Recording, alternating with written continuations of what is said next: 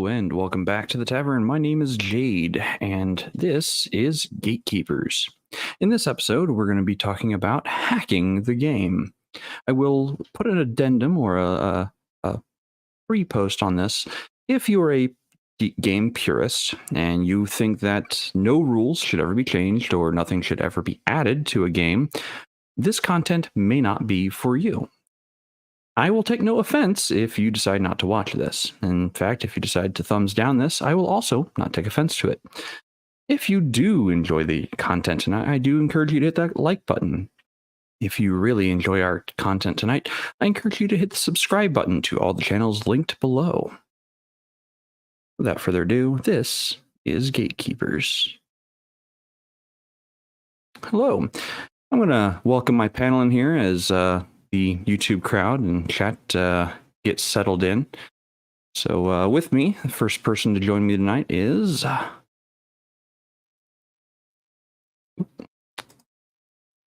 there we go. Is BaronGRock. Hello, sir. How are you tonight?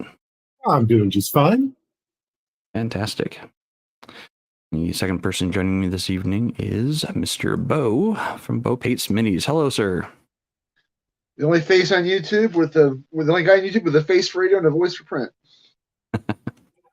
Also joining me is going to be MarHawkman. Welcome. Good evening, people. And finally, the Crafting Gamer has joined us this evening. Hello, sir. Hello. Normally, I'm used to seeing you in the comments section. Yeah, well, I have a lot of experience in hacking games because there's a lot of rules in Palladium that, as good as the game is, usually need to be tweaked. Okay, that's fair. So you're going to be focused on Palladium. Okay, that's awesome. I'm more of a 3.5 player. You know, that's where I started. It's, you know, how I got started in the game is the most prevalent. So that's where most of my hacking experience is 3.5 Pathfinder. So that's probably where I'll end up talking most from. So yeah, how's everyone's week going so far? Going good. At least for me, I ended up doing more work on my book than I expected. Like, I might even be done sooner than I told you I was going to. Don't quote me on that. Fantastic.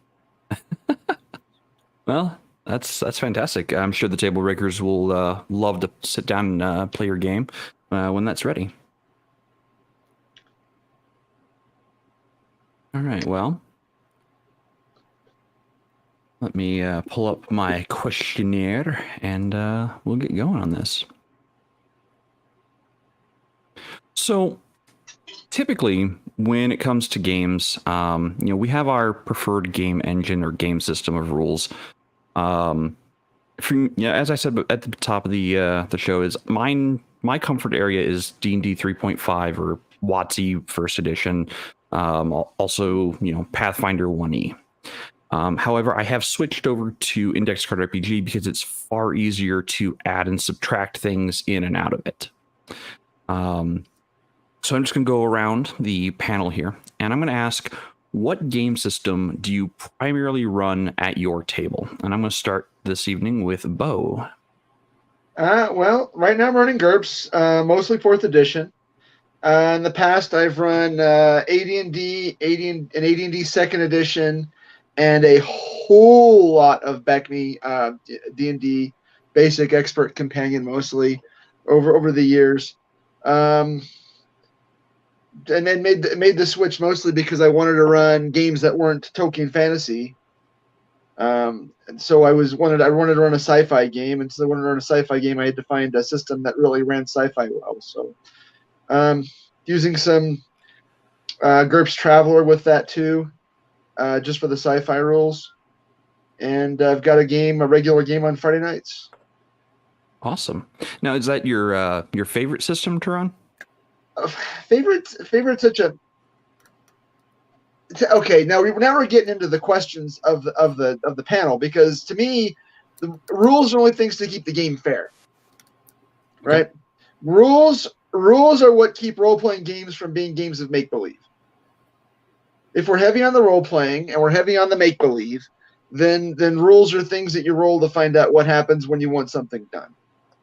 Is it my And since I'm not a theater geek, but I'm pretty heavy into the role playing, despite what some people on YouTube might say about me.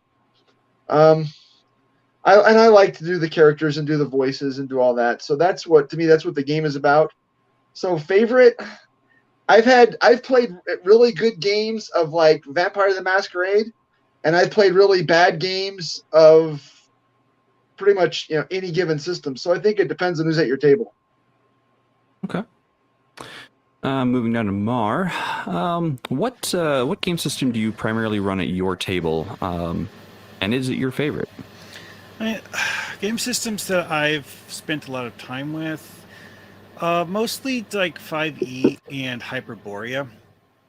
One thing that I used to do a lot of before it got closed down was writing Foundry missions for Star Trek Online.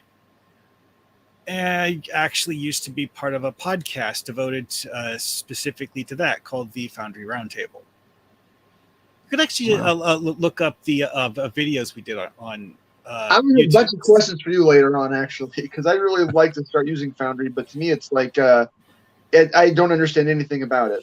Well, you're probably not thinking of the same one that was in Star Trek Online. Oh, okay, pardon me. Because that was an in-game tool where you make missions that other players who are playing the game can play it. And typically people make things that are themed on Star Trek, because it uses in-game assets that look like Star Trek things. Cool. Actually, that's really cool. That's really cool. All right, crafting. What set of rules do you generally play at your table? Palladium, but heavily homebrewed, because, like I said, there's a lot of different rules that. A quick example, I'm not going to go exactly what I do, but armor is a bit not explained as far as I'm concerned very well. So I changed that to make it what I feel is a little bit more maybe realistic, but also makes more sense. Okay. I take it that's your preferred system then, is Palladium. Yes. Okay. All right, to you, Baron. What game systems do you normally run at your table? Depends. I've run everything from 3.5 to World of Darkness, Exalted, Pathfinder 2E, trying to think of everything. 3.0, 3.5, basically a lot of different systems. I kind of go with the way that the way that the table wants to go. We usually say, okay, what do we want to play? Because we're playing this for a while. Okay, what do we want to jump off into? And that's usually what we do. So even some Warhammer Fantasy, or even some Rogue Trader even thrown up in there. Okay. And do you have a preferred, like the one that you like to run the most? Do you have one of those?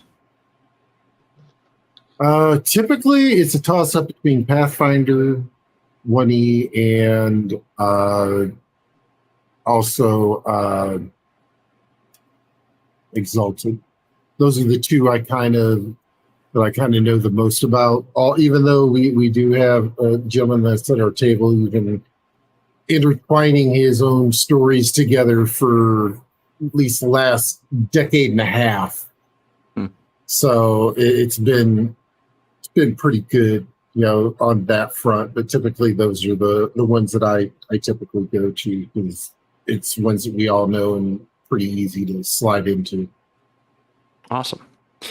So in your favored system, do you ever find that there are moments where when you're running that system, you really kind of wish there was X, whatever X might be, built into the game, and it's not there? And whatever X is, can you kind of explain like what you wish was built into the game engine that you may have already put in? I'm going to start this one with crafting. Well, going back to the armor, in Palladium, if you defeat the armor rating, you automatically do full damage to the person. It's explained that you've reached a weak point in the armor. I don't like that. Because in reality, if you reach a weak point in the armor, you're going for the groin, the throat, the armpit, the elbow. And in reality, you're disabling that person instantly. So the rule I changed it to is if you roll above the AR, you do half damage to them, half damage to the armor. Like basically you put more stress than the armor can take into the blow. Interesting. Okay. Mar, how about you? Is there ever a time in the role-playing games that you've run that you kind of wish there was a specific rule that wasn't already built into it?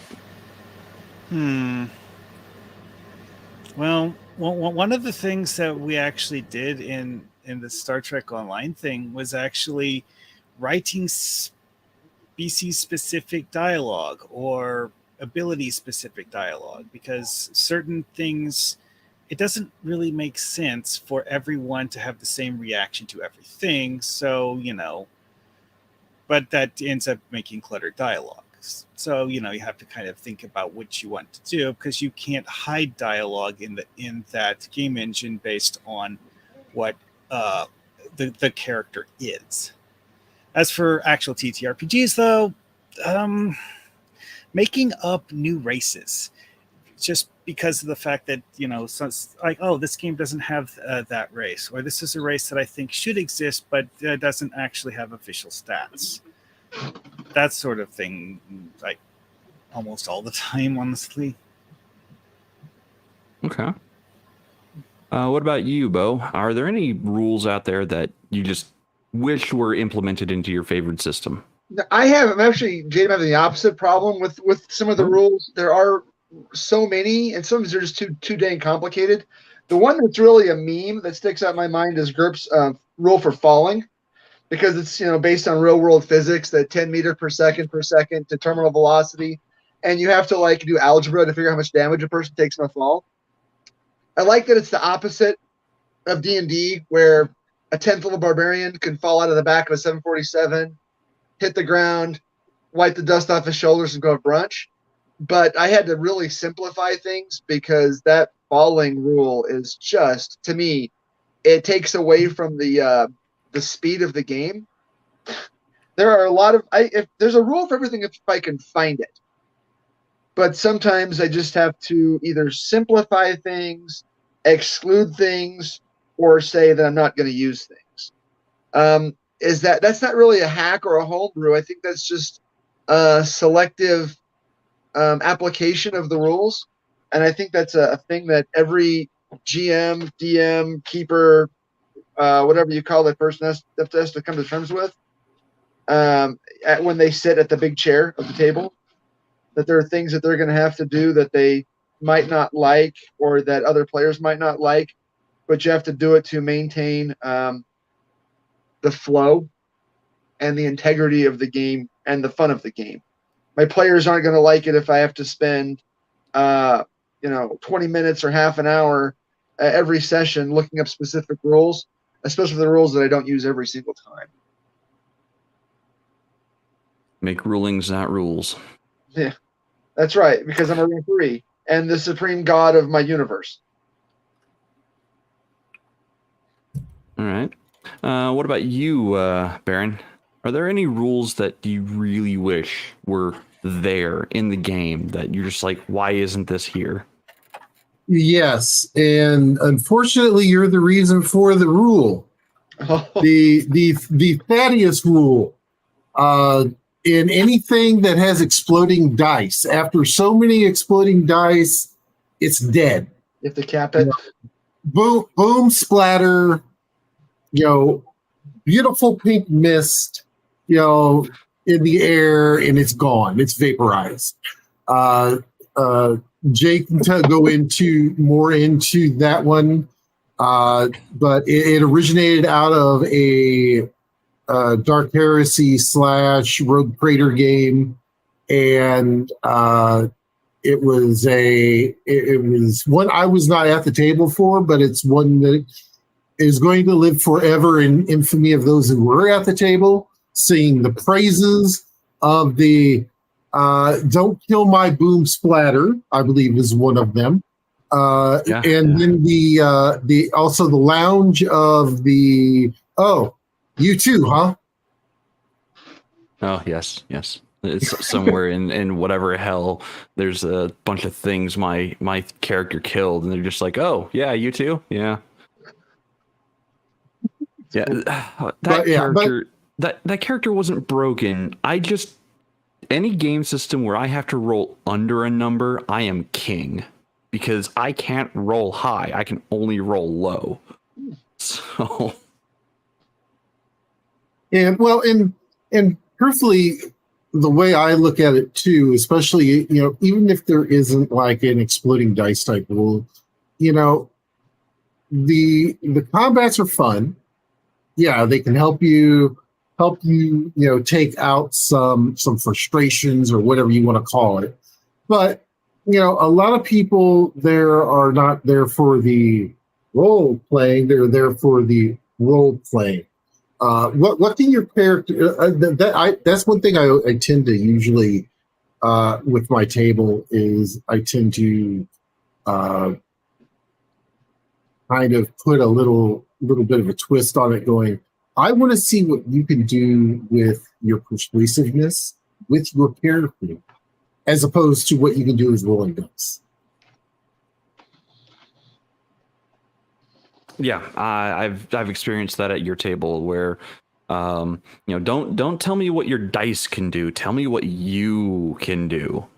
I always appreciate game masters and games that support that. Like, don't just roll dice to solve your problems. Tell me what you can do and tell me what you want to do, and then go do it.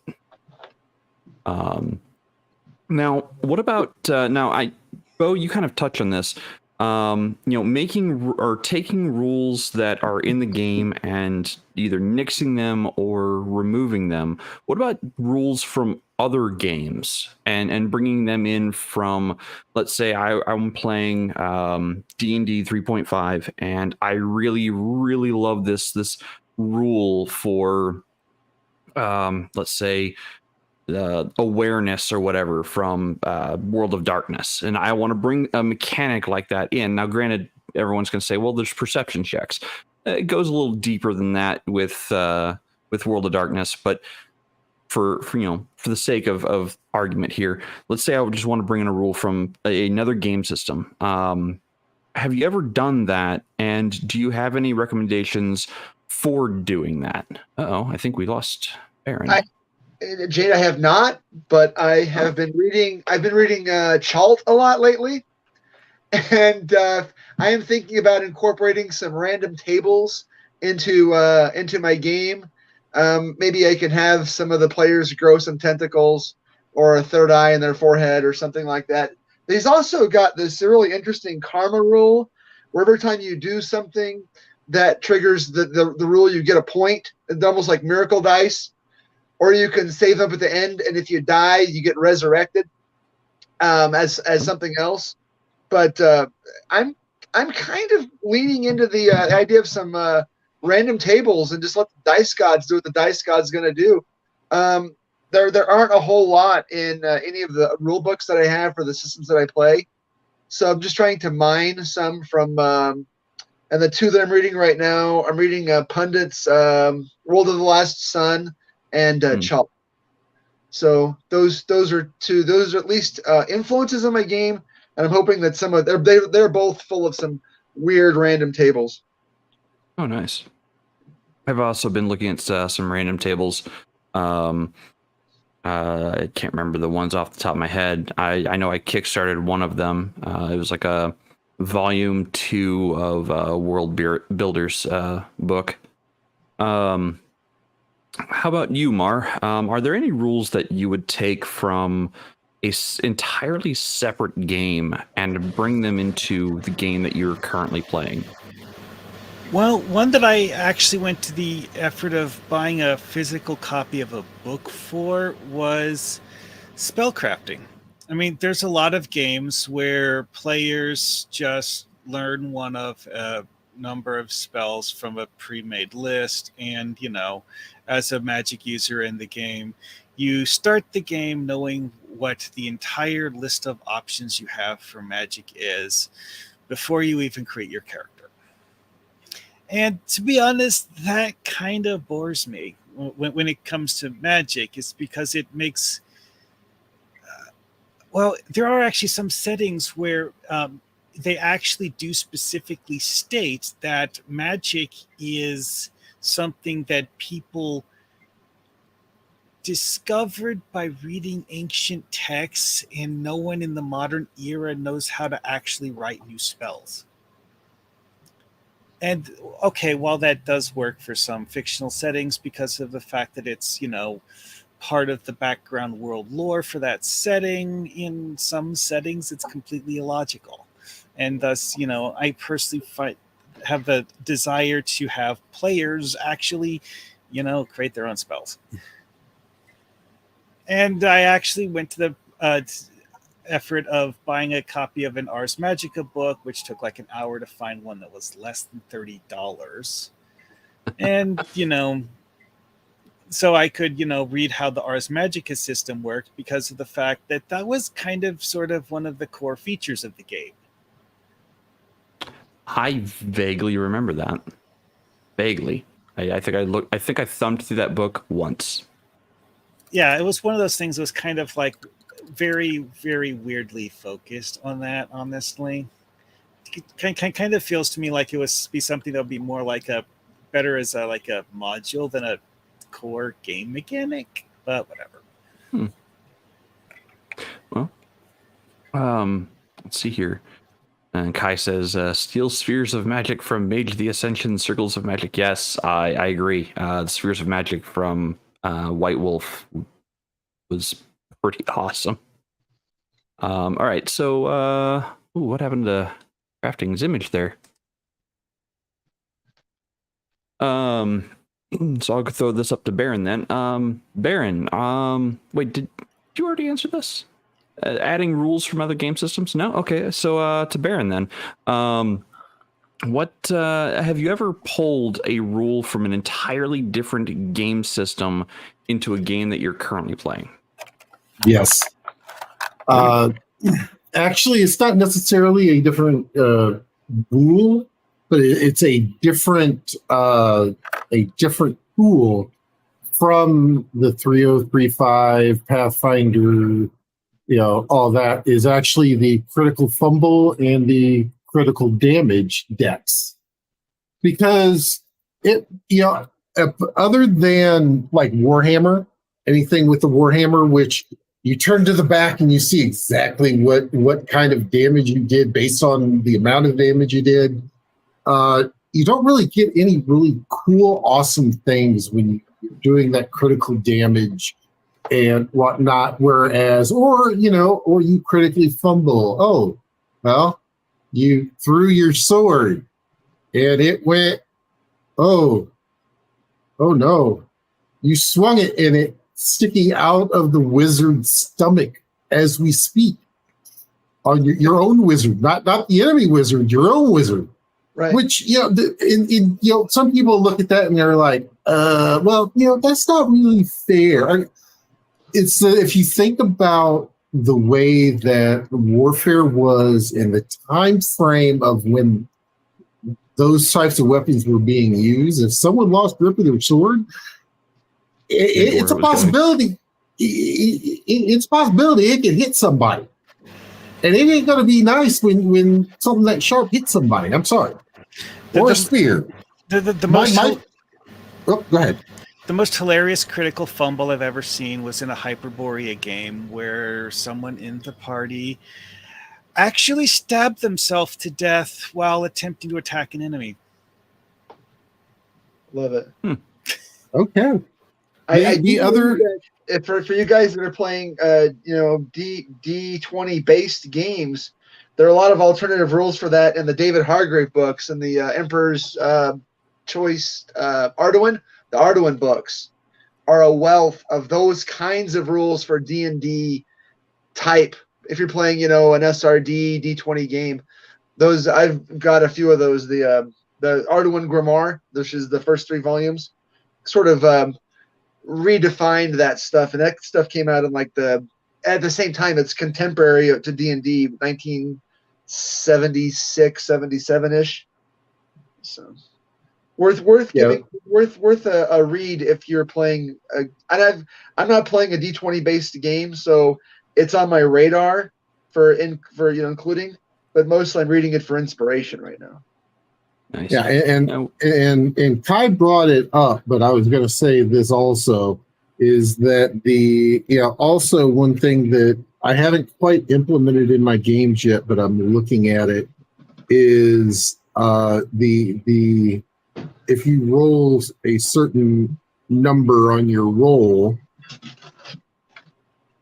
Whoop, and we lost him again. While we're waiting for him to come back, losing lots of people now. While we wait for them to come back, how about you, Crafting? Have you ever implemented a rule from outside the game system you're running? I'm not familiar with too many rules outside of Palladium, but I have run, I don't know if it kind of counts, but creatures from outside Palladium. Like, I know everyone's going to, okay, I know everyone's going to go, oh, he used that creature. Of course he did. I ported a mimic over to Palladium.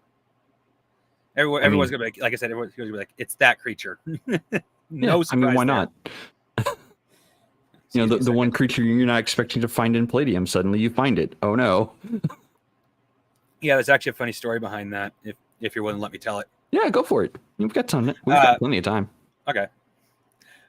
I spent most of my time gaming for a single group of about 6 people and a lot of what I call mini campaigns, 3 or 4, 5 sessions at most, to introduce people to Palladium, because I got a reputation for being really good at that. So one day I was like, one guy knew this was definitely a group of D&D players.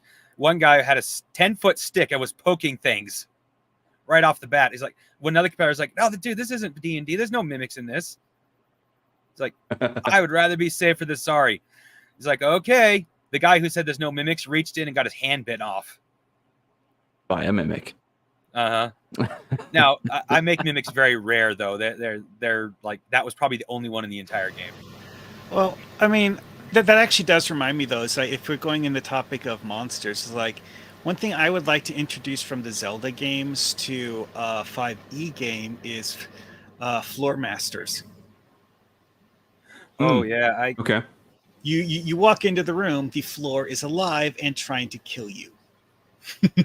Yes. It's like, I'm going to print a bigger, well, you can't see it, it's real small. This is a dead head from Legend of Zelda. Ooh. And there are undead in my game I'm making, so this is going to be, I'll obviously make it a little bit more my own, but that's basically what it is. These creatures it's a body with a mouth and hands, basically, and a nice long neck. It has hands that pop up out of the ground like roots, and if you get too close, they grab you. Oh, nice. And then it comes out and bites you. That sounds mildly terrifying, and I enjoy that. Yeah. Welcome back, Baron. So I'll go ahead and go into one of the rules that I actually am implementing into Index Card RPG real quick. So I'm wanting to do more with Index Card RPG than just run a series of one-shots. I'm looking to run more campaign style with Index Card RPG. A lot of people are like, well, it's milestone based. Where's the fun there? Like, we know we're going to get a milestone when we do X. I'm like, well, not necessarily. What I'm implementing is kind of a concept from World of Darkness, where it's kind of like an XP system. Like, you get so many XP. You get 1 XP for showing up. You get XP for participating. And then, if you learn something, you do some, amazing things, or you learn, you advance the game in some meaningful way, you get additional experience. And then you can buy certain things with that experience. You could trade in experience for money. You could trade it in for a milestone reward if you've got enough. You could trade it in for like the most valuable thing, a heartstone, because one of the things in Index Card RPG is you're limited to 10 hit points when you start, and it's very hard to get a additional HP reservoir. So, if you have enough XP, I'll let you buy one, but you're gonna have to be showing up consistently to game, and you have to be willing to save up that XP to get the things you want. Now, granted, I'm still going to be handing out milestones at appropriate times or when people do amazing things consistently. Like, oh, you want to swing from, chandeliers and lop things heads off? And you also want to do that on a boat, swing from the rigging and lop things heads off. Okay, well, you know what? I'm going to make that a milestone for you. It's just, when you do it so many times, you become a master at lopping things heads off as you swing on a rope or swing on a device. And that will be a milestone. I'll just make it on the fly because that's what the system supports. It supports creative play from both player and game master aspects. So that's kind of what I'm introducing into my hopefully soon future campaign is an XP system similar to World of Darkness. Now, Baron, you were in the middle of saying something before your internet decided to say nope. Yeah, I've been having that issue a little bit. No, the other thing that I've been working on implementing is if something is rolled, that because there are chaos things in every system, all kinds of nifty, and you can look at them as demons or whatever. But every role playing game has some facet to that, and thinking about of course, the on the nat 1 or something like that where a roll is required.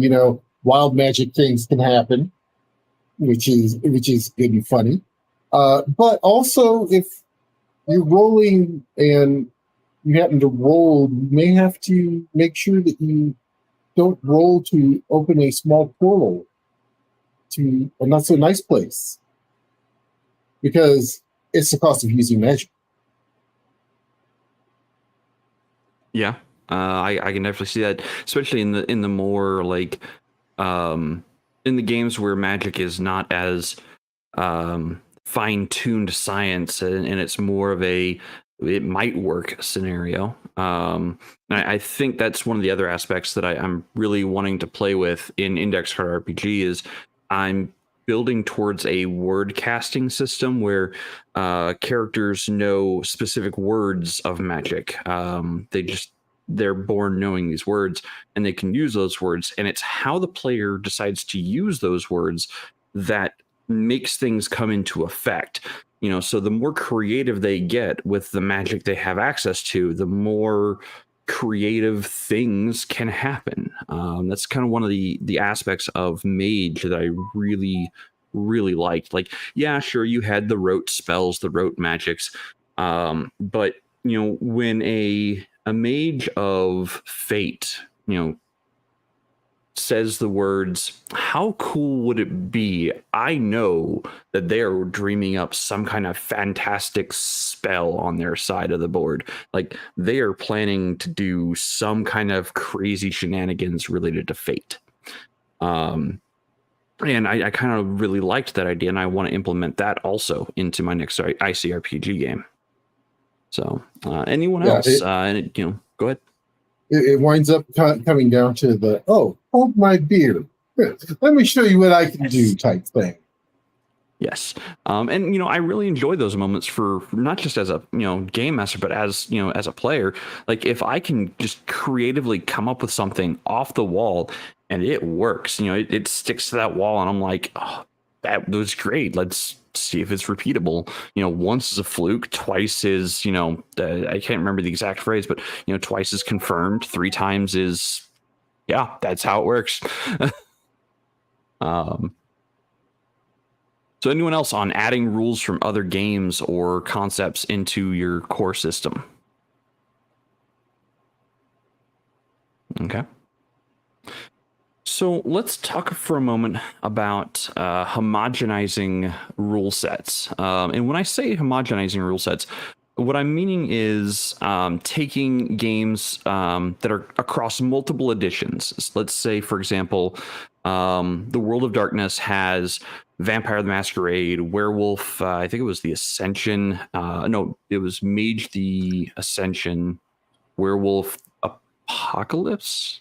I can't actually remember now. Yeah, I'm pretty sure it was Werewolf the Apocalypse. But so pre 2000, Actually, I think it was around 1991. They had published the New World of Darkness, and these different game systems were supposed to start working together through the New World of Darkness. It was a method or an attempt to homogenize their entire set of games into games that could work with one another rather than stand apart from one another. Do you ever find at your table, based on if you have like multiple editions of, let's say, Palladium or multiple editions of Exalted, do you ever try to blend those multiple editions into one codified rule set at your table? Let's start with, I'm going to start with Baron on this one. Actually, yeah, when we were doing the 3035 and Pathfinder, we liked everything that the way Pathfinder simplified a lot of the skills. So we said, you know what, pop those skills out. We'll use the Pathfinder skill system, and then we'll just leave the 3035 stuff that we liked and went with. And then a lot of folks had started to adopt that just because it simplified the rules, so you didn't have to have because it used to be with the 3035, you had a listening perception, you had a visual perception. The skills were just kind of all over the place, and with Paizo coming in and kind of streamlining those down, I think it definitely helped with that in being able to streamline and homogenize a lot of the 3035 games and bring some new life to it also. What about you, Crafting? Through all the years of Palladium, have you ever wanted to take rules from like one edition and bring it forward, or from a more recent edition and bring it backward? Yes, but I've learned the hard way. You have to be careful. I'm kind of repeating what Heathen Dog has said, but he's right.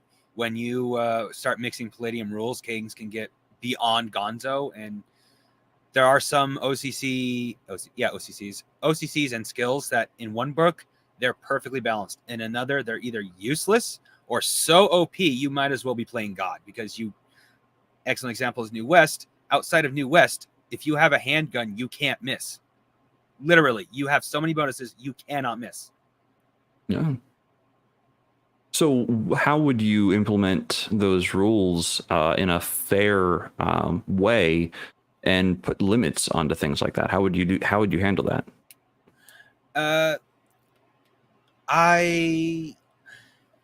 For mechanic purposes, I will tell anybody who asks, it's physics.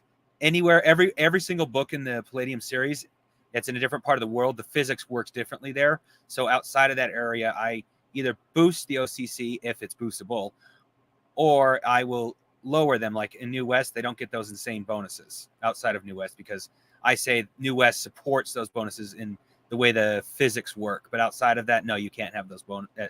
I usually cut the bonuses in about half for that kind of stuff. When I up things, I don't usually double. I'll give them a 50 to 75% extra. It's like, for example, because it's fresh in some people's minds who might be watching the show, is Heathen Dog just covered Africa. One of the OCCs, the medicine man, if you were to give him at least a small amount of PPE and a couple of actual spells, he's a really excellent support class. He's just not good outside of Africa if you don't give him a little extra. Okay. What about you, Mar? Do you ever take game rules from current systems or previous systems and blend them together?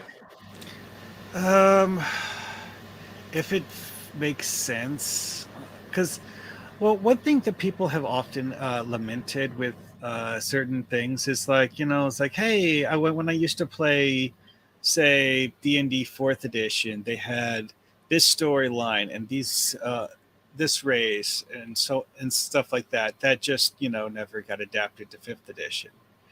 And then, oh wait, you can't just copy it straightforward. You have to basically rewrite the whole thing from scratch because the game engine just doesn't work that way. Yeah, I remember there being a lot of fervor about bringing stuff from like 4E and Pathfinder over to 5th edition, but I remember a lot of people complaining like, well, I might as well just rebuild the whole thing or not even try. I remember that being a common theme. A lot of them functionally were rebuilding the whole thing from scratch because of the fact that you're taking the flavor and the aesthetics of it, and then, okay, so how do I fit this into a D&D 5e shaped hole? The square peg goes into the square hole. The circle peg goes into the square hole. I mean, the analogy, it fits because. Well, one of the things that someone mentioned earlier about World of Darkness is that the original thing was not a cohesive universe. Mage, vampire, and werewolf, while they did theoretically exist in the same physical universe, the games weren't meant to be played together. And in their original form, they had power scaling out the wazoo, and you couldn't have them play against each other as written. They just couldn't coexist properly. Because Mage would just stomp everything into the ground. I think vampires were like the bottom in that. It was like vampires, werewolves, and then mages. Whereas like vampires were just so dramatically underpowered compared to the others that it wasn't funny or something. And I did actually play Vampire the Masquerade once over 20 years ago, but it's not something I actually have a lot of experience with.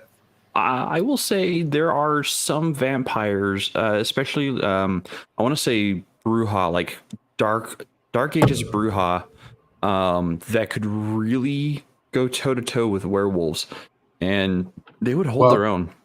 You're talking about Dark Ages. Mm-hmm.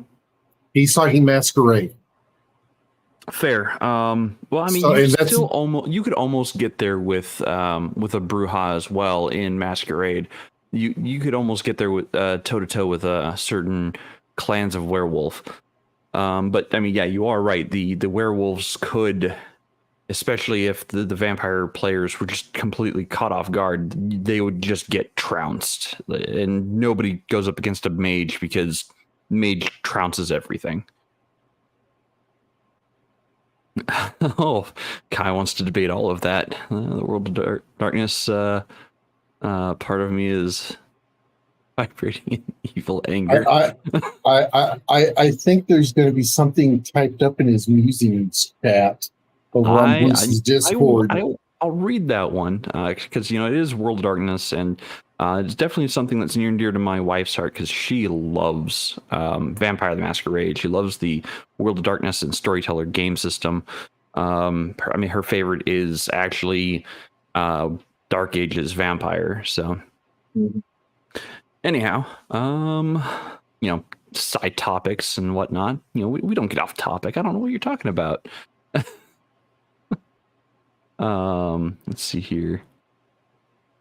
Back to my notes.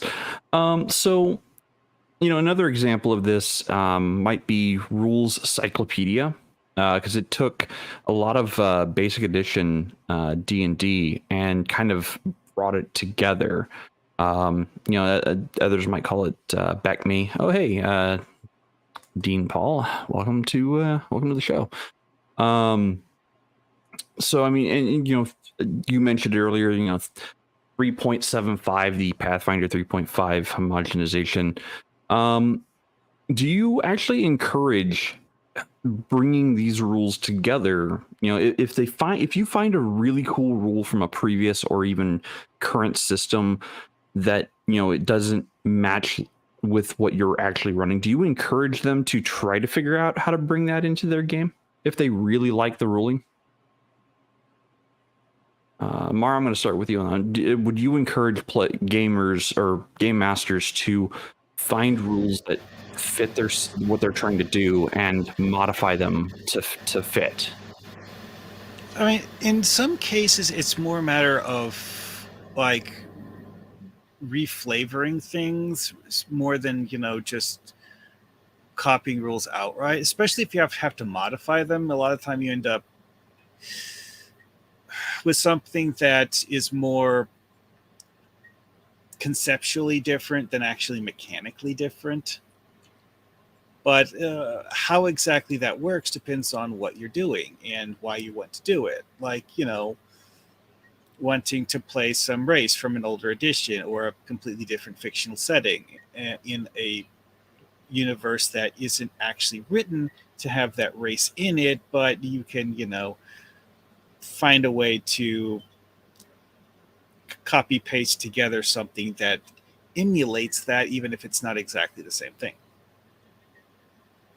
What about you, Crafting? Do you encourage game masters to seek out rules that might fit their game design, and modify those rules to fit their game engine?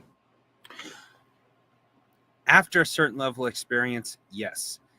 I, as a GM, personally found out, like I said earlier, modifying rules can come back to bite you in the butt if you're not prepared and at least have an idea of what it's going to do. So I would say, yes, I would do that, but only after they've gotten to know the system to a certain degree. Okay. What about you, Baron?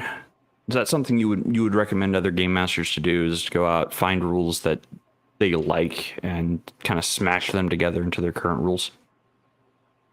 I mean, everybody has their own deal.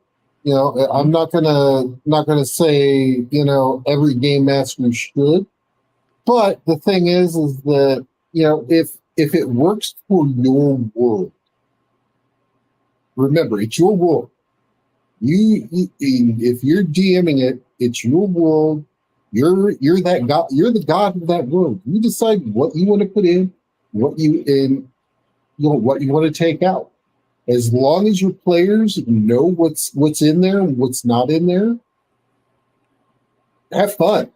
The thing is that it's a lot of people are afraid. Oh God, this is going to screw everything up if I do this. But I really want to do this. Then do it. Because as a GM, make the rulings, not the rules. Once you make that ruling, that day, boom, set in stone. Or if you need to, if you can't answer it right then and there, go, okay, this is what we're going to do this time around. I'll look at it before next session and give you a firm answer on yes or no. Because there's sometimes I have seen that at tables where someone just pulls something out of completely left field and it throws the GM completely off. And I've seen it where they've said, okay, this time this is how this will work. I'm going to look at it and come back with an official ruling on it. And typically 9 times out of 10, they're okay with it. It just depends on that other percentage point there that makes them go, no. And the way that they explain why it worked last time and won't work again, your God felt sorry for you. He let it happen. It was a minor miracle. Everybody gets one. Yes, I will say that while I was running Pathfinder, they were constantly publishing this what I call splat books, or the side books, the little soft cover books that add to the game, or even the hardcover book that added hybrid classes. Everyone's like, oh yeah, hybrid classes, unchained skills, and I'm like, no, I don't own those books. I'm not going to run those rules because I haven't had a chance to read them. I don't know what they do. And people were ignoring me and saying, "Oh, I'm going to run it anyway." Oh, okay. Well, that's cute. That's adorable. You think you're the god of the game. It's not how this works. I didn't allow it because I don't know what it does. But if you're going to run it at the table, and I have to placate to you, things are going to shift in a way that you're not expecting. You shifted gameplay to to only benefit the players 99% of the time, I'm going to reshift the game to make it more challenging. And I'm going to learn those rules, and I'm going to learn those rules, not just for the player's benefit, but for my benefit. And I'm going to find out the nuances of it. So, if you're going to bring something to my table and you're not going to tell me about it, well, I will read the rules and how they work, and I will dedicate myself to understanding them. So, you might surprise me once. You won't surprise me a second time. Or if you do, I'm going to learn those rules too.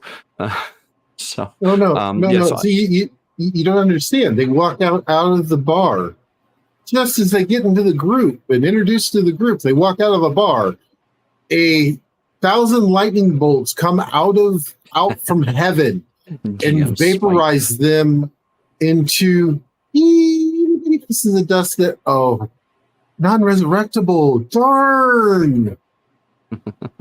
No, I'm not going to GM smite players who want to purposely bring stuff in that I didn't read through and I don't understand. I'm not going to GM smite them. I will learn what they're wanting to play.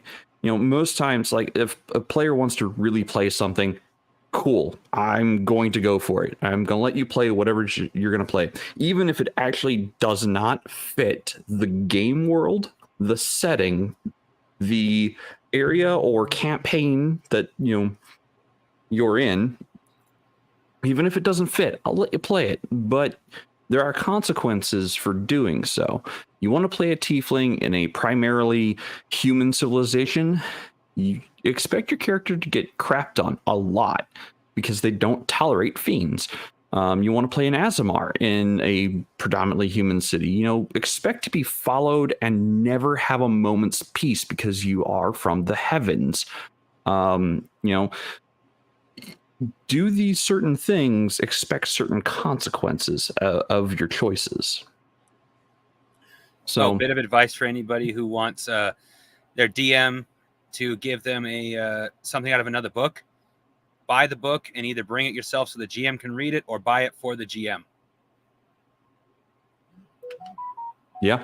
Now, I'm in full support of purchasing the content from the content creators. Don't pirate books. If you can afford to buy the book, buy the book. But if you want to bring a book to a game that you are not running, make sure you give the game master the chance to read through it first. Because oftentimes they're like, I am not prepared for this material. What I have planned is not compatible with this. I'm going to need a moment to consume this knowledge and redesign or re-prepare. So, be prepared for those conversations. Don't just show up at the book like, oh, I'm running this and you can't tell me no. The game master can tell you no.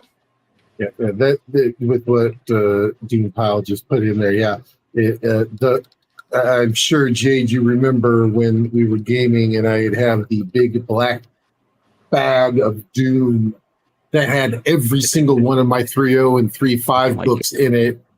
My Mazul bag, it was a heavy-duty tactical, Israeli tactical bag that was, a duffel bag, thing as tall as my torso, if not more.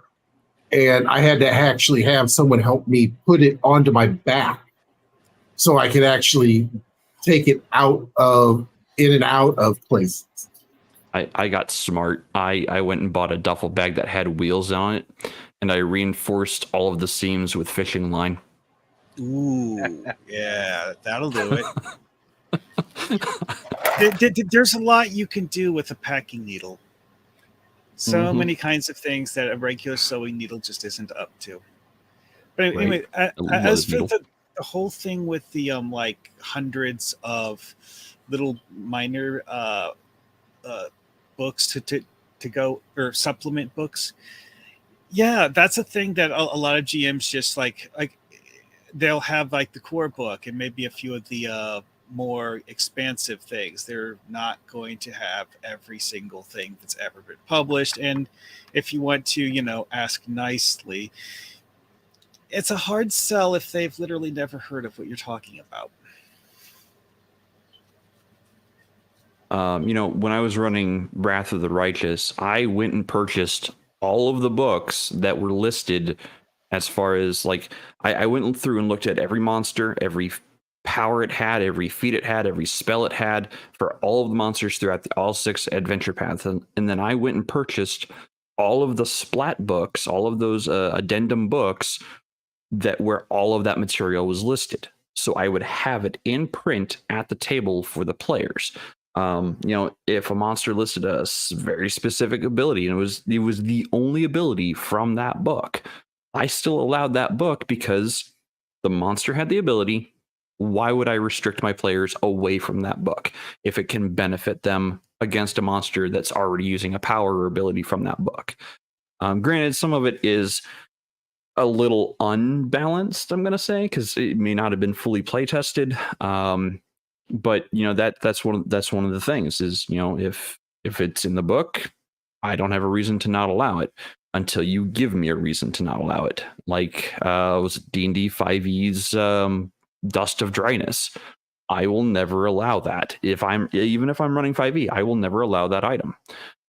Because there are severe things, or there are things players can do, especially if they like thinking outside the box, they can do with that item that completely shatters the idea of realism. It like just the sheer concept of what it can do. I would never allow it. And as a matter of fact, Connell, normally on the show, Connell used it at someone's table with mine, the way I like to use that item as a weapon. And the game master said, I have no idea what to do right now. I'm sorry, the game ends right this moment. And the game master got up and walked away because he just didn't know what to do. And I told Connell, don't use it. What exactly does that specific item actually... Okay, what did the rules say that it does? So the rules in 5e state that the Dust of Dryness consumes a area, or actually doesn't consume, it contains water from a 15 by 15 by 15 cube of water. It kind of just takes it and puts it kind of like into an extra dimensional space. When you break the bead from the resulting Dust of Dryness sucking up that water, all of that water is released instantly. So I'm a engineering nerd, a math nerd. I calculated out how much volume that is of water. I think it was roughly like 25,000 gallons of water. It was several. I think it was like 60 some odd tons of water. And the way he used it was he glued the bead to a blunted arrow, fired the arrow at something's throat. The bead smacks, and that's the thing. The bead has to be broken for it to release the water. So the bead smacks inside the monster and breaks. Now all that water fills the monster. There's no place for that water to go. And it's 15 by 15 by 15 space of water now. And in a monster that doesn't have the volume in its body for a 15 by 15 by 15 cube of water, what do you think the natural thing would happen at that point? Wait, when you say 15, are you talking about like 5-foot squares? Yes, 15 feet by 15 feet by 15 feet of water. Oh, okay. So yeah, that's over. I just did math and calculator, and that's over 3,000 gallons. That's like an entire swimming pool worth of water. It's 25,000 gallons of water. I'm not joking there. It is literally 25,000 gallons of water. Oh, wait. I said over 3,000 gallons. I meant over 3,000 cubic feet of water. Sorry. Yes. Yeah, it's a lot of water. And, it's just one of those things that I don't think they thought about when they said the ruling, like, oh, yeah, this just sounds cool. It takes a 15 by 15 by 15 space of water.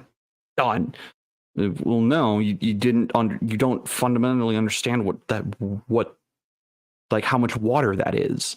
So that, like I said, in 5e, I will never allow that item at my table. I'm going to port This is the kind of the topic of the night. I will port the 3.5 edition to 5e. It's 100 gallons of water. That's all you get. Just 100 gallons. Well, this reminds me of something that came up in a Hyperborea game. This, it's not a magical item. It's a terrifying item because it's not magic. What it is a substance that is kind of like a poison that erodes your ability to use magic. So if you're a magic user and you get contaminated with this stuff, you lose the ability to wield magic. Imagine if the bad guy is a wizard and inhales some of that. Yeah. He I actually think did that someone's to been someone reading in the my game notes. I think someone's been reading my game world notes without my express permission. I don't have it as a poison. I've got that as a disease. It becomes an epidemic quickly. Well, the one in Hyperborea is some substance created through unknown alchemy that, it's not a bacteria or a virus or anything like that. No. There's just enough. In the story, we actually only had enough of it for 2 people. And yeah, those were 2 people who would have otherwise been formidable enemy magic users. Would have. So I've been kind of dancing around this this theme for the night, and I want to address it. When do you believe a modified game system is no longer the game system that it started as, but something else entirely different? Where do you draw that line at? Many have said that if you change any one little thing, including punctuation, it changes the entire game. I've heard that argument as well. So I want to know, to you, where are the boundaries or lines that you don't cross, or mechanics you just do not change to keep the game the same or make it something else? Mar, where do you draw those lines? Well, one example that I actually thought of while reading the show notes earlier was Vancian Magic. Ooh. Games that are designed around using Vancian Magic, you can kludge it to use non-Vancian Magic and, an MP pool system. That's reasonably easy. You just say, like, oh, this is a first level spell. It costs this much MP. It's a second level spell. It costs that much MP. And then you give a character an MP pool equal to how much their prepared spells would have been equal to, or something like that. That works. Compared to a system that's actually designed around using an MP pool, it's incredibly clunky. It's like having a car that is literally shaped out of Minecraft blocks compared to a real car. But Okay. now here's the thing where this gets stupid. What happens if you try to take non-Vancian magic and modify it to become Vancian magic? You've got to make a lot of hard decisions. Well, I mean, like non-Vancian systems that like really, really seriously take advantage of the concepts of MP pools and what you can do with them in a non-granular manner will have things like continuous action spells where you pay an upfront cost and a continuum cost to keep the spell active as long as you maintain the spell, which, it's kind of like concentration spells. It's just that, it has a continual MP cost as you do that. That's one simple example. And then you have, well, one of my particularly favorite examples, just a simple, easy way of phrasing it, the Fireball spell from Magic the Gathering. MP-based games will actually throw stuff like that in as an actual like spell you can cast in a system that uses MP and not Vancian magic. Slot magic. And, I was like, with Fireball, though, is that you just like, okay, how much MP do I want to throw into this in order to make a really, really big boom? And non-Vancian magic, you can do that. But going the other way, good luck with that. Right, because the other way is like, okay, well, what slot, what level is the spell now? What do we slot it at, and what do we cap it at? And I see where you're going with that. Yeah, because being a 3.5 player, it kind of uses that spell slot mechanic, that Vancian magic mechanic. Oh yeah, that reminds me of another thing, is that in some of the games that are actually tailored around MP costs, you end up with magic spells where you choose one of two spells, and the MP cost is what decides how often you get to use the spell, even if they're technically the same level of spell. That comes up too. So I'm going to caveat on that. What do you think about the non-Vancian magic systems that have magic regeneration? So let's say you've got a limited number of spells points per day, magic points per day, but throughout the day you're constantly regaining points, like once every hour, once every so many hours or whatnot. Like, what does that do to the game system?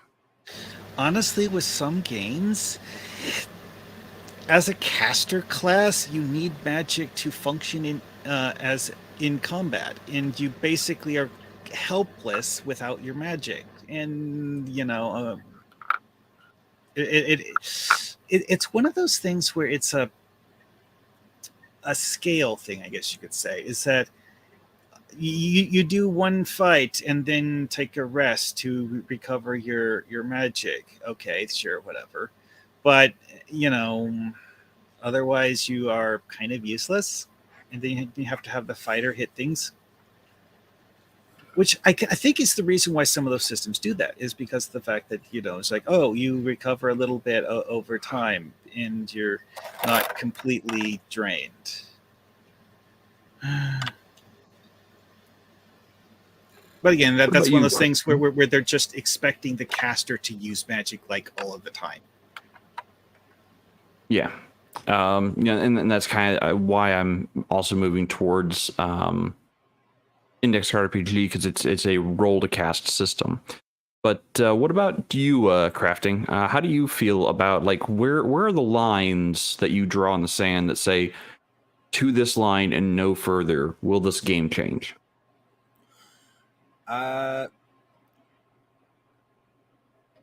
Honestly, I have not reached that point yet, but I have probably changed, in Palladium at least, changed less than 100 rules, so I don't really have experience of going, well, that's too far. I mean, like, people will be like, 100 rules, that's a lot. In Palladium, no, that's not. That's not even a fraction of all the rules if you know all the books like I do.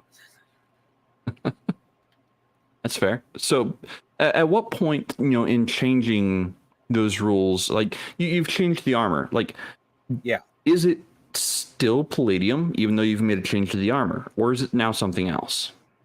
I feel it's Palladium at heart, but not Palladium anymore. I don't want to sound like a purist, but admittedly, the moment you change a rule, it's your own game.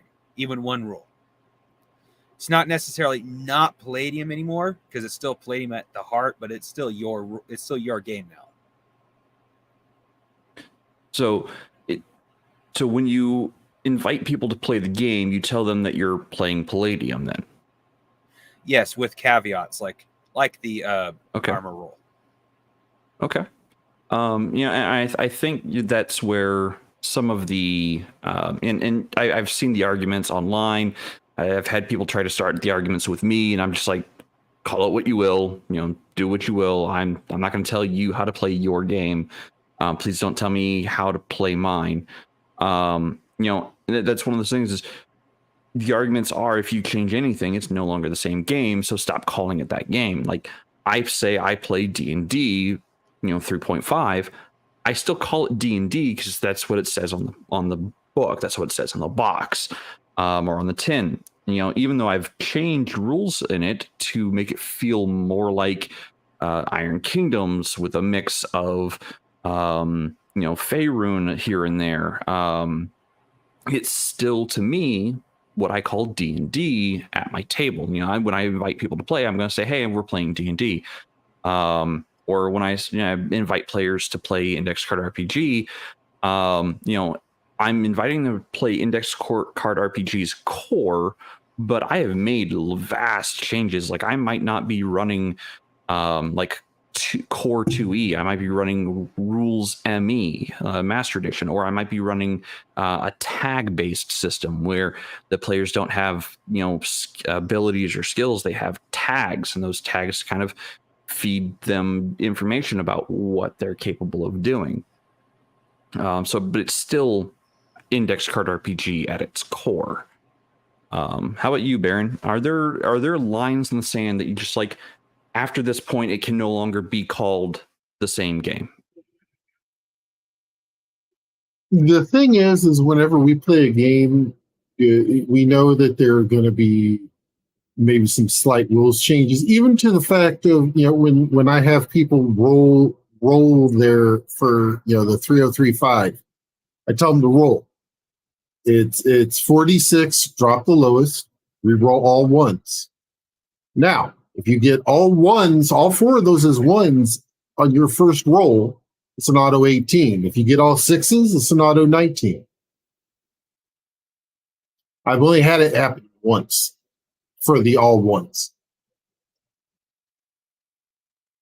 But the thing is that people have it in their mind that, oh crap, I could get a 19 to start with, and they are like, it's if nothing else, it's almost like a will against their dice, that they're fighting their dice to try to get this, and it actually, I found it actually makes it more fun, even though, yes, they're going to be re-rolling their ones anyway.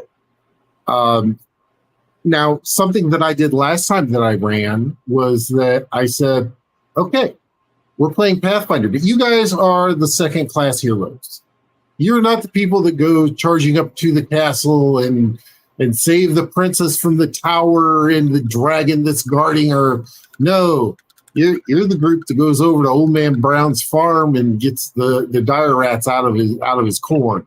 You're the ones that go down into the sewers and get rid, make sure the everything's being fed correctly down there.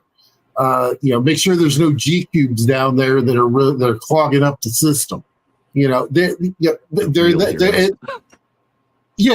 but I mean, the thing is that, the B team, exactly. And I gave them this flat out before we even started the game. And a lot of the members of the group are either power gamers or former power gamers. They love to min-max. But when I gave them this, you could just see the little lights behind their eyes going, oh, this is going to be so good. Oh my God. We don't have to worry about, being the uber, Hulk smash, type of team. We can be the ones that just, make everybody happy. Yes, you would send the B team to take out the wasp swarm, or to go and call the kobolds and goblins and make sure they're not making little murmur hobo in recovery. No, actually, what this is that they are more of that. To me, the way I put it to them is, you guys aren't necessarily the murder hobos. You're more public works. You're making sure things don't go south and everybody around is kind of copacetic with everything. And I'll tell you, if you have a group, long-standing group that you've played with, try this concept with them. The thing that I did, instead of rolling 4d6, it was 3d6 as they lay. No rerolls or anything else. Just 3d6. Boom. and they had to. I think they had to have. I can't remember. I'd have to go back and look at my notes, but they had to have, added up. They had to have a certain amount, or else at that point it just doesn't become viable. But basically, it was one of those things, and Kai would love it because a lot of it was, them trying to work through things with their own folks. And at that point, yes, we're still using the game system as the rules, but we're not using all the crazy, all the overpowered, all the everything else. We're using the rules as they're written, more or less, except for the adventures are more geared toward that B team. There's nothing like having your, going out and they're checking on this well out in the middle of nowhere because they haven't been able to get any water out of it in a while, and on their way out there, it's an overnight trip, so it's out in the country. So they're on watch, and the cleric gets bitten by a giant ant in the buttocks, and her butt swells a little bit. So she was happy with that. She's kind of thin and gangly, so she kind of got that taken care of. But that same cleric climbing down. He looks mossy. Sorry, I forgot I was unmuted. That same cleric also climbing down a 45-foot well misses the roll for the climb check and falls to her death. It's the things that happen, and that is the kind of the beauty of a game like that. Is yes, they're going to be fragile. Yes, they're not going. Even a 40, 45-foot fall is going to kill them. Just sorry. Well, it's just going to happen. But it's using the. Sometimes you can, instead of omitting rules, change the parameters of the game itself as opposed to the rules. So they're playing the B team. Okay, you can go ahead and throw out. Okay, you don't need all these. Oh my God, overpowered. You're not going to have a wizard who's going to be sitting here crafting wondrous items 8 to 12 hours a day on the ride from place to place. It gets back to kind of a feeling of more of an old school type setting where everything doesn't come easy. And like I said, change the parameters. Instead of trying to change the rules. And that's having played a lot of 3.5 and having been a power gamer, I'm a recovering power gamer, or recovering min-maxing murder hobo. I'll admit it. Still does it. Only when someone tells me to. Oh yeah, you could go for broke, and I'm like, okay, I'll go for broke, but I'll show you why I don't. Because I don't want to play that anymore. Yeah, hold my ale horn. But no. So as far as like changing the parameters of the game, those rules are actually baked into the pages of 3.5 and Pathfinder. Like they, you have the methods of stats to play, and one of them is to say drop 3d6, keep what you get. So those rules are already there. There's really no, you can choose which method to begin play, as you said. But you can also limit it even further than just that. You're like, oh, you know what? I want core book only. I don't want anything outside core book to start with. And that right there kind of limits a lot of options. for a lot of different game systems. Not just 3.5. It's like I just want core book, and like there might be a few things like later on that I'll add to core, but for the time being, let's stay within the lines of core. So you can definitely do that.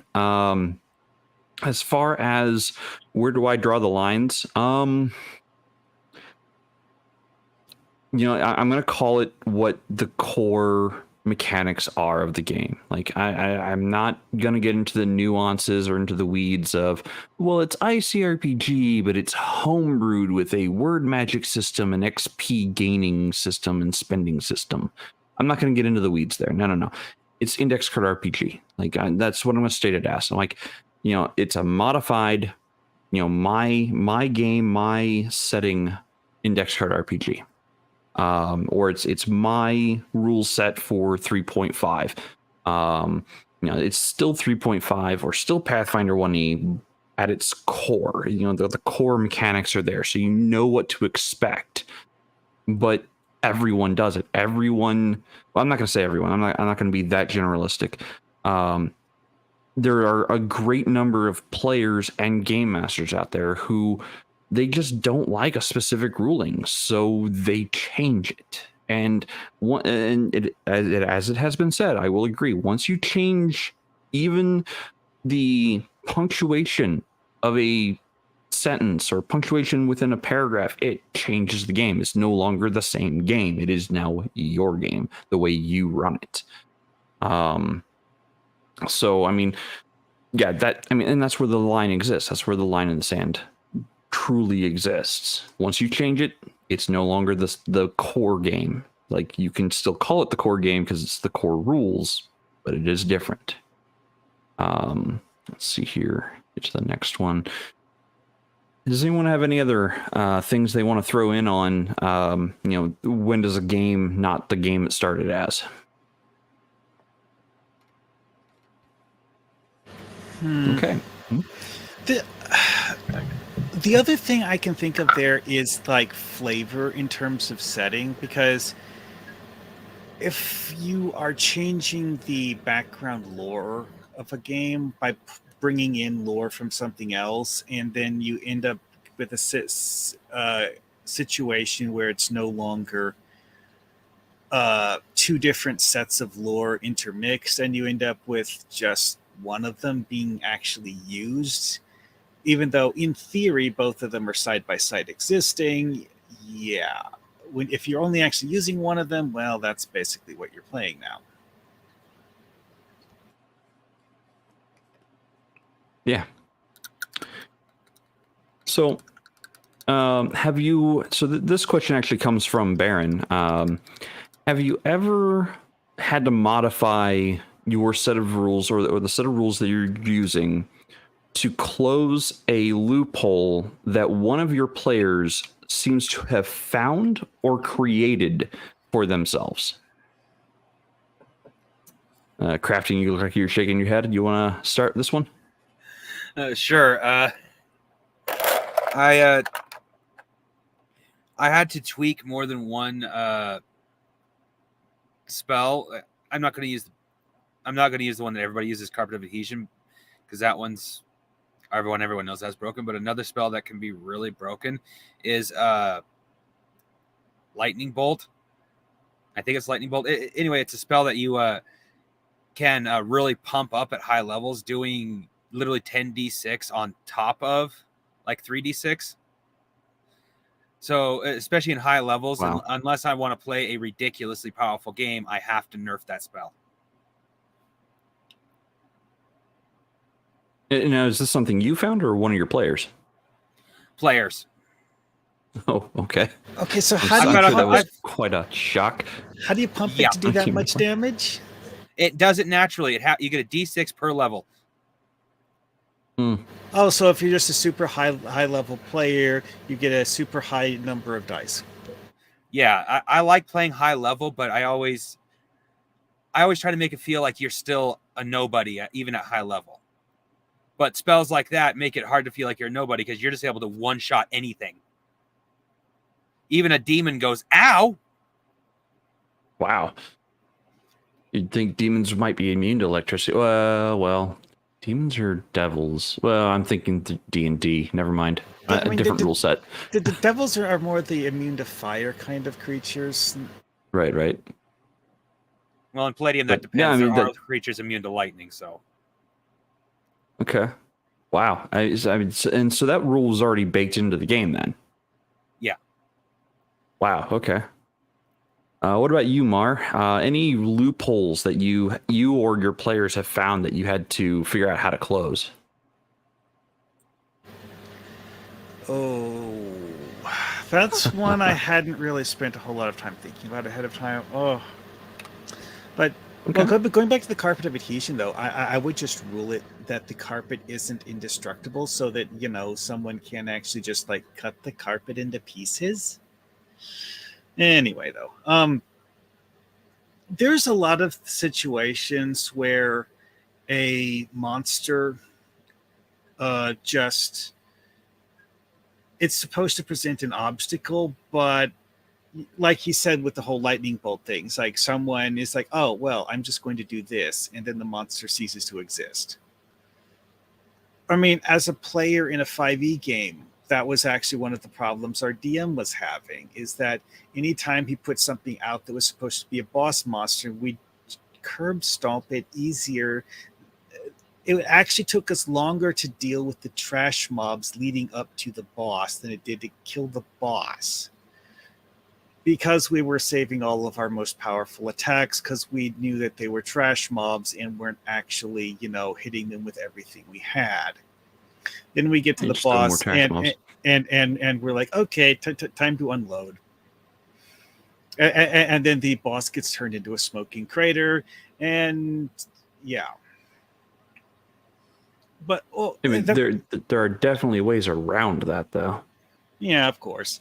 But I mean, this is actually one of those things where GM's fudging the encounter is actually something that I personally find to be acceptable, because of the fact that it's like, okay, the party has used all of their 3rd level spells to do double the damage to this thing than its actual hit points in the first round of combat. However, I'm not going to tell them how many hit points it actually had, so that now they've wasted all of their good spells, now we can have the real combat.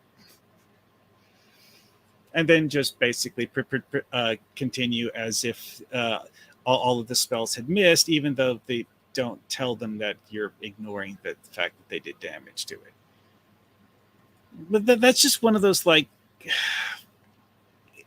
it's one of those inside baseball looks at it. It's like, yes, players feel cheated if you tell them you're doing that.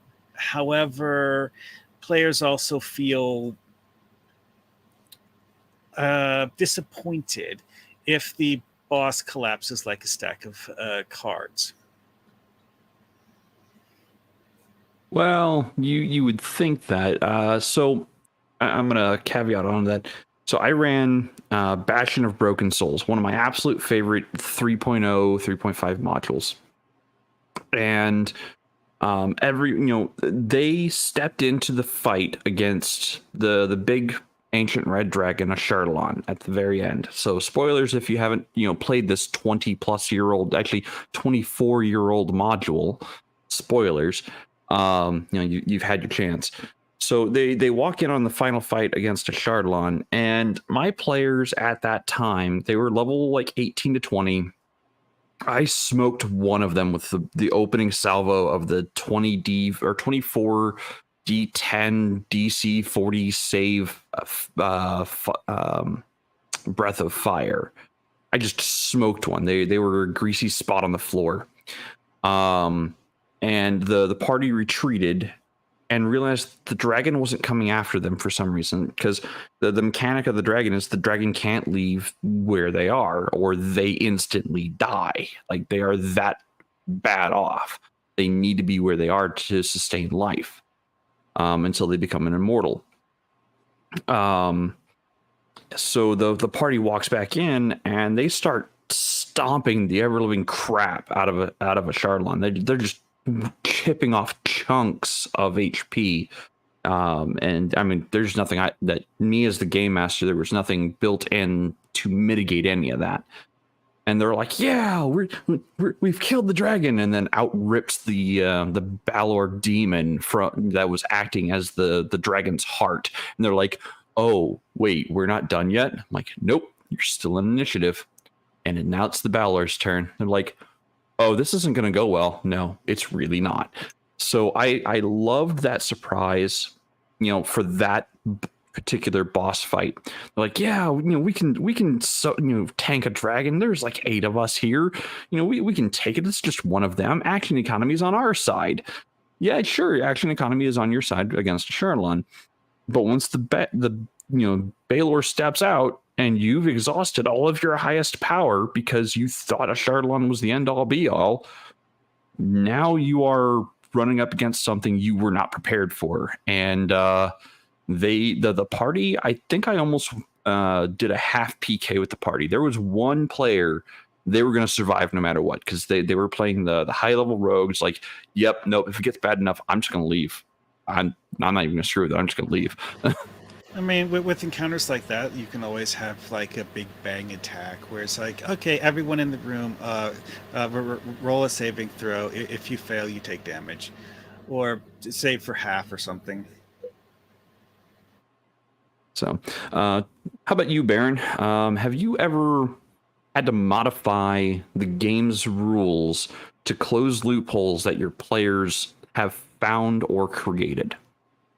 No, but I've had it happen to me. I was playing a artificer, and I made a basically a blunderbuss that would shoot the projectile, plus magic missile, plus you can kind of see where this is going. Plus cone of cold, plus a fireball, plus lightning bolt. Every round. Wow. It's just the way that it was written up, the way that the artificer can do their things. They can still stack more and more on it as they go along. And one thing is, go ahead. Like, what level of spells were they? Like, were they the lowest level spell, or? Yes, the lowest level, except for the magic missile. But it was basically, we actually had to come, the way that we had to do it is basically sit and say, okay, you can only have one spell for every 3 levels on a particular weapon. So you could have, and that actually, because if you think about it, every 3, by the time you're actually up into the higher numbers, it makes sense to be able to fire all those every round, as opposed to at like 5th or 6th level, being able to pop these every single round. And, literally it was, and I had built it so where the artificer basically would almost always get the first attack. So it was wound up being an alpha strike right off the bat, and then everyone just came in and cleaned up the rest. Wow. Now, I will say that some of the spells that were added to 3.5 in the spell compendium book, some of them were not well thought out. There's quite a few of them that I'm just like, wow, why this should not exist. One of the ones that gave me the absolute most hell was superior invisibility. God, I hate that spell with a passion.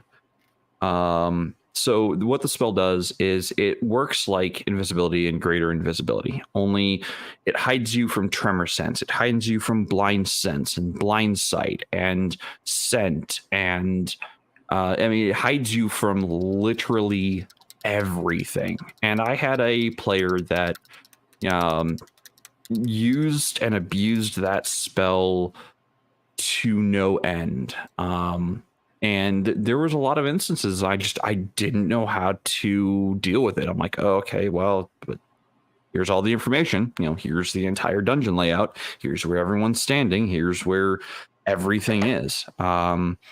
The only time I found a way to close that specific spell's loophole was it didn't say anything about the soul.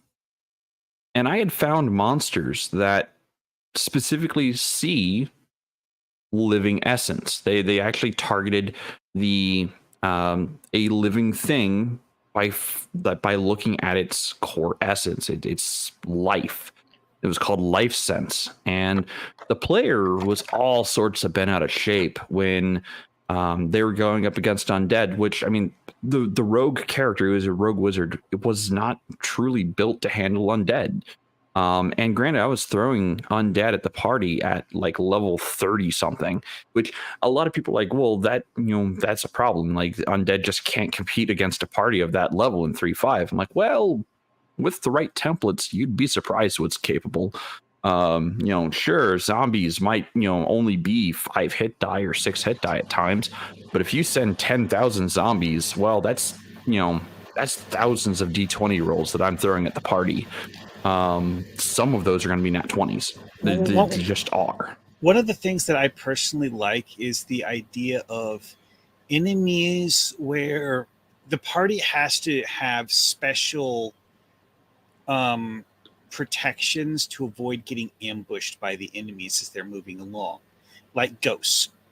Having a specter literally just leap out of a wall at you because you got close to the wall that he haunts. That one, roll initiative after you take damage. Yeah. So, I mean, like I said, the player got a little bit out of shape when, my wraiths had life sense and were following him around while he was superior in Viz. He's like, I don't understand what's going on. Like, why are these things able to sense me?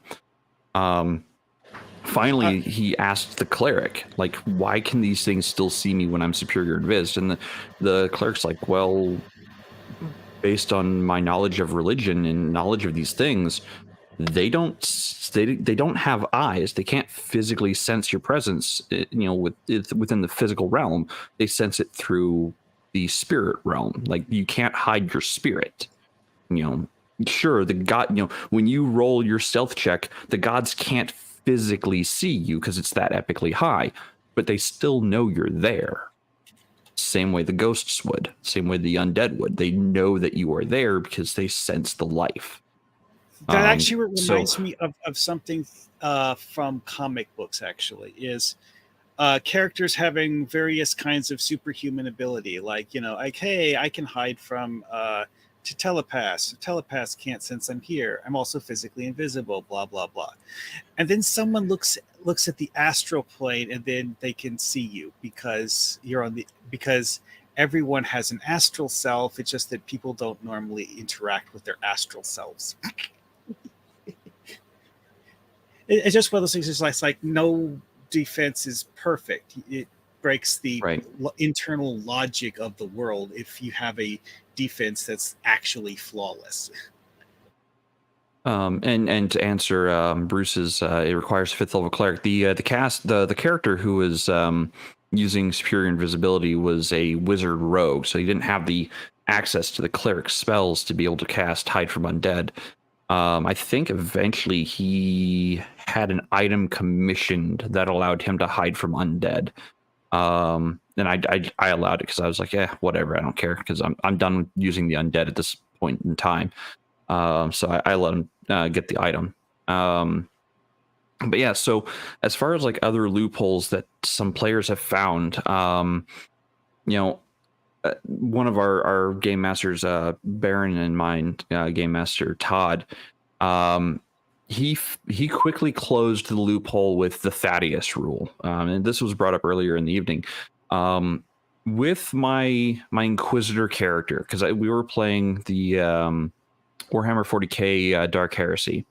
I was playing Inquisitor rep, and I had taken certain abilities to allow my dice to explode on creatures from the warp. And he wasn't counting on me getting D10 after D10 after D10 roll that kept coming up 10 or kept coming up specifically 0. Until he realized, oh, wait, you can't roll anything but like zeros and 0% and stuff because that's just how your dice treat you. He quickly is like, okay, after so many D10 rolls, you've exceeded its max hit points. We're done. I'm like, okay, that's fine. But he was also looking for other ways to stop my my ability to get that train rolling early. He found a couple ways to stymie me. And that was to put other things that were not warp creatures in my way. Which I commend him for that, because if he didn't put the other enemies on the field and I only had to contend with warp creatures, it'd have been, pretty much no competition. But the moment he started, like, okay, I'm going to put a warp creature out there and I'm going to surround Jaide's character with a bunch of stuff that's not warp, and I'm like, oh well, okay, I don't have any way to get around this other than fight through it. Got it. I see what you're doing. So beyond and the closing these loopholes might seem adversarial to some, like, oh well, why'd you take my perfectly awesome character and nerf it. And I do see a lot of players think in that direction, especially it used to be more on Reddit forums that players would just be like, why did the game master nerf this perfectly awesome character? Because I was breaking the game, it was so fun. The reason why game masters might do that is because they're not prepared for that level of shenanigans. And as much fun as you, the player, are having with that broken character, that broken mechanic, put yourself in the game master's shoes for a moment, and try to remember that they're there to have fun too. And if you're just going to keep curb stomping their fun, they're going to get very frustrated with you very quickly. I don't run games to be curb stomped. Like, that's not why I do it. I do it because I find it fun. I find it enjoyable. I find lifting my friends and my players up, through the game to be enjoyable, and giving them a good time, good experience through, good challenges. Like, that to me is fun. But when a player goes, yeah, I'm going to, make a character that can sneak attack with a wall. I don't need any other players. I'm going to flank with a wall and keep getting sneak attack. I'm like, why are the other players here? Why aren't you playing just a solo game? Like, why are you at this table? And I will ask players that too, because I'm like, why did you make the character this way? Oh, because I want to be self-sufficient. The concept here is a team game. Why are you building a soloist? You can tell me I'm wrong. I can just have a party of soloists. You can tell me that. That's fine. It's just not the way I like to play the game.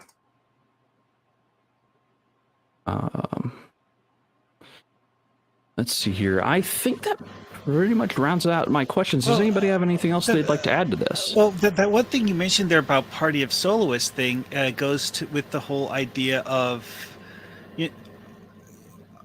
the challenge rating of the enemies needs to be equal to the ability of the party, which is something that player or GMs sometimes struggle with, especially if they're running a module, because you don't necessarily know how well the party is actually able to handle the enemies that are in the module, and then they realize that oops, they did it wrong. But I mean, like, if you have a player who can, go 1-on-5 with zombies, like, okay, what about the other 5 zombies? I mean, that's one way of doing it, but that gets kind of fickle too, because the fact especially if you end up with a situation where you have someone who's doing fine and then just suddenly gets a lucky hit and gets taken down, and oh wait, now the rest of the party is completely overwhelmed because they were never actually able to fight this threat without that person.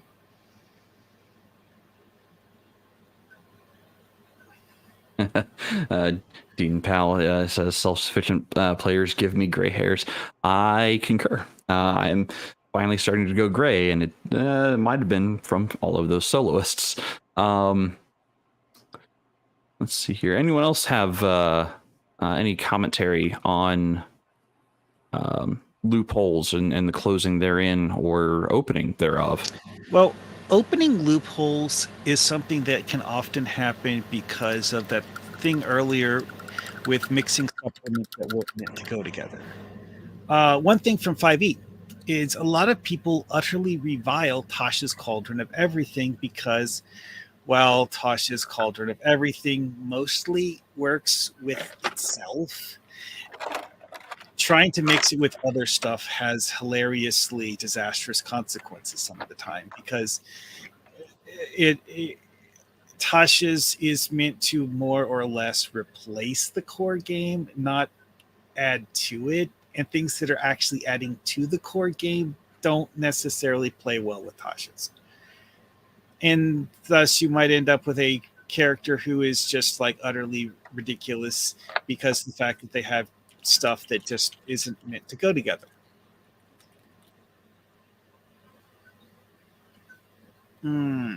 Yeah.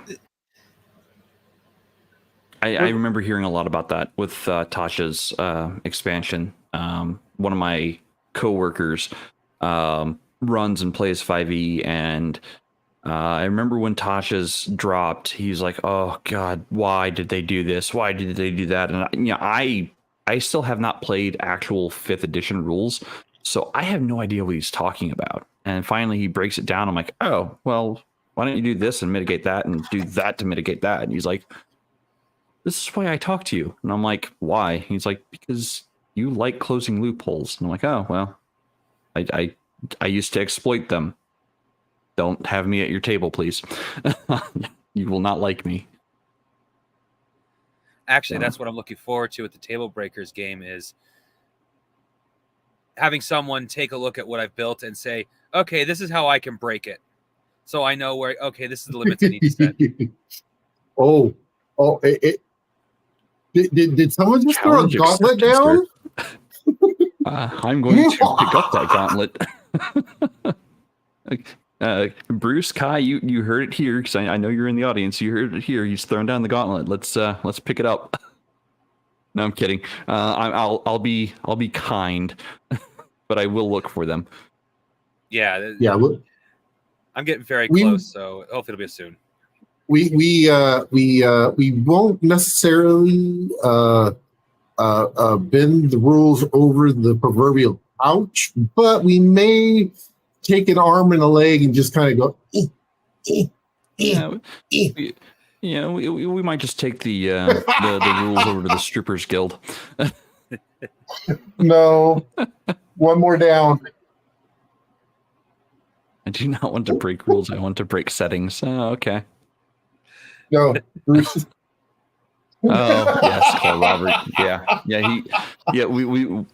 We have a mutual friend with the Table Breakers crew. We have a mutual friend there that a lot of them know. His name is Robert, and man, he dissects game rules and he finds the niche loopholes. And I'm not saying he's a bad player. He's a fantastic player. He does really good role play, but there are some of those times where he just finds the one little niche thing and exploits the ever living crap out of it.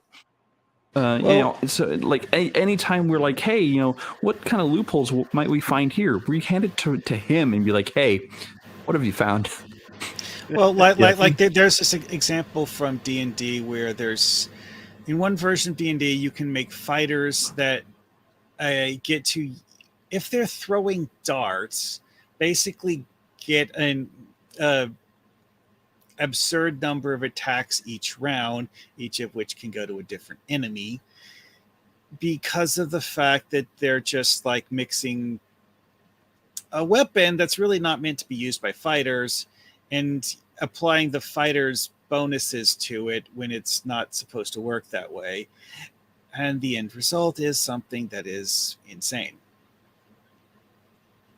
Yeah, I know that there is a YouTube short channel out there that is dedicated to nothing but absolute bonkers, broken D&D 5e stuff. I don't know the name of it, but I know that there are players or game masters who I've heard and read their stories where they're like, my player showed up with this nonsense, and I'm losing my collective cool with this, and I'm like, and then I'll kind of post the link to that, and they're like, wait, where did this come from? I'm like, well, this is probably where they got it from. They're like, oh, and they get so angry, and they're like, if you build, so they start watching the series, and if you build any one of these things, you're immediately banned from the table for a week.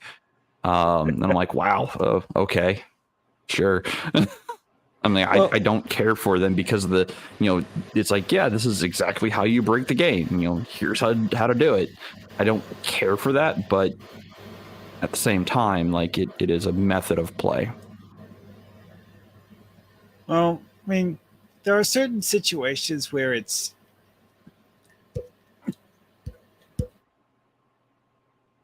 at least understandable. Sorry, I had to sneeze. But like there are games where I could see someone who is just, reading the rules and just like putting two and two together, coming up with something that's not really working as intended. But some of the stuff, like the whole like YouTube D&D character builds thing, is off the wall, deep end, stupid metagaming stuff, because you have people who have been, studying the rules for years, looking for idiotic ideas, and you're not even making up your own idiocy. You're using someone else's that they came up with years ago. I mean, that's kind of the same concept of playing MTG decks from online. Like, if that's the way you enjoy the game, cool, go for it. Good for you. You found a method of enjoying the game. That's awesome. The thing is, though, that this kind of goes with that whole thing of like role play over role play thing, where you're taking the TTRPG thing from a wargaming mindset and not from a role playing mindset. Right. I mean, and there are some out there who are going to argue the other direction, like, well, it's a role playing game, but you're just playing the role of a fighter. It's going to be more of a kick in the door, loot the dungeon. 80% of the world is dungeon, and the other 20% is where you sell stuff and get more stuff to go dungeoning again. Again, if that's the way you play, awesome, great. Go for it. I encourage you to do so. Enjoy the game the way you want to enjoy the game. Not everyone's going to enjoy it that way. For some people, the game world itself might have only 20% of actual dungeon or underground fortified defense installations. The rest are caverns with monsters in them. And then the above surface, the 30% above surface is, well, where story happens. It's where personal connections are made and how story, continues to push forward.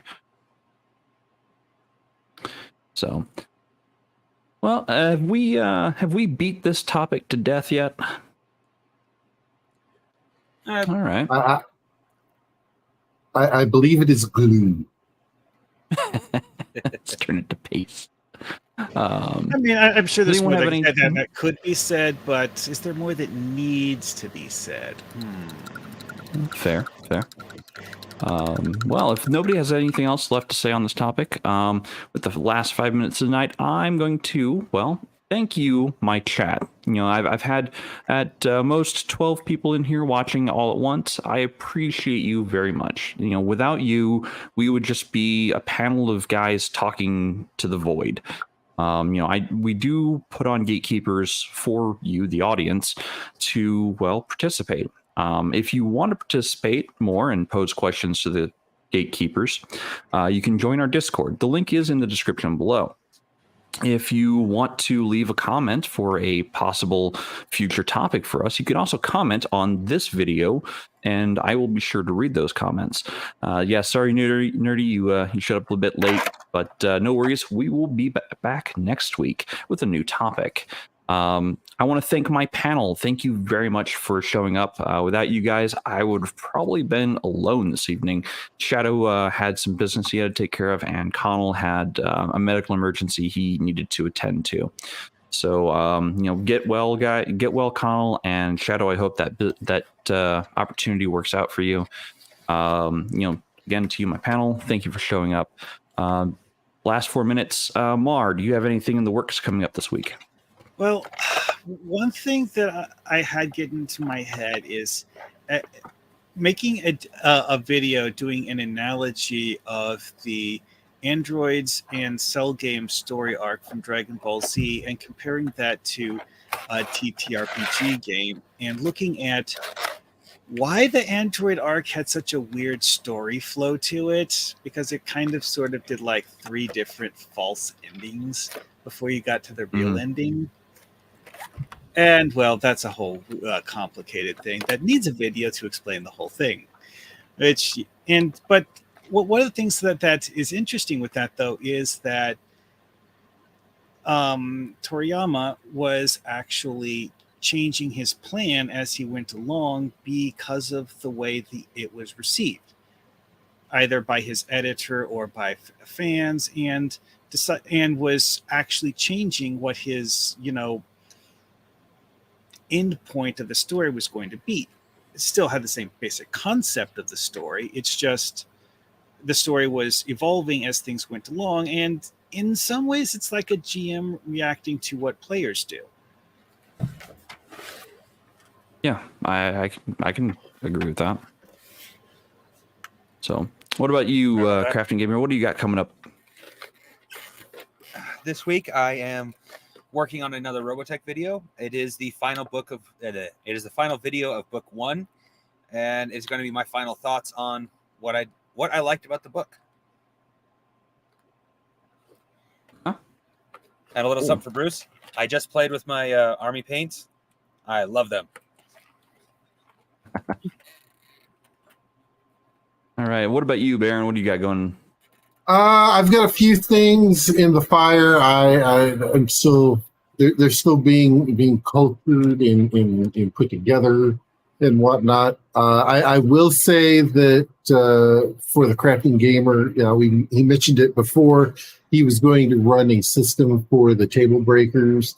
Normally we do that on a 2-week and then give our feedback. For you though, we're going to be running it 3 weeks and then the feedback. So that way you've got a little bit of time because I know usually with a new system, you need a little bit more time to flush a few things out and also especially with it, you probably never had any of us sitting at your table. So it's also getting to know the little quirks of each of the players and whatnot, kind of help you out a little bit. Plus, we want to give you a good enough spotlight for the game itself, so you can at least get a decent play test out of it. And I'm figuring a 6-hour play test is probably going to help you more than maybe a 4-hour play test. So.